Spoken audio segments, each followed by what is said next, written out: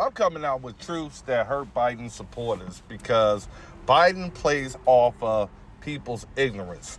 His supporters and his fan club are those either they getting paid to tell you half truths or a lie, or they just stupid. Liberals, that's just what comes with their attributes and qualities that they bring to the table, and a conversation that needs somebody that has some brains.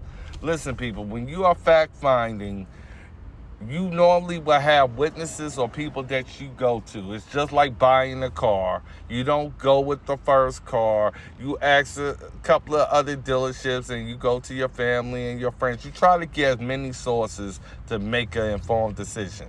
Now, when somebody's coming to you trying to tell you their side of the story, if they have a problem with you asking questions, this is rule 101. They start becoming insulting. They try to attack you. They try to force you to believe what they believe, or they feel like they're going to excommunicate you. Only time frame people have problems being asked questions on their information is one, they don't know what they're talking about, and two, they're trying to fool you. Three, they was trying to make sure you never discovered the truth or kept you distracted long enough that you would have already came up with the truth and you would no longer believe it, even if it hits you in the face. That's what Biden does. He has distractors, deflectors, and people that come out to attack you. And then the number one thing that they try to do when everything fails, then they're like, oh, it's TikTok. We don't like TikTok. I'm like, well, the politicians didn't like TikTok when they found out they wasn't censoring their critics or keeping them silent. So once they found out their critics was able to say what they wanted, then TikTok became a threat. Well, if TikTok is a threat, why isn't Facebook a threat? If Facebook is a threat, why isn't certain other things a threat?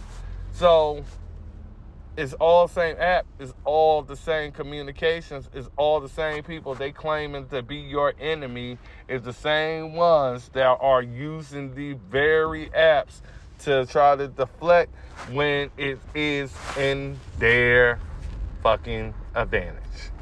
That's what I'm trying to tell people.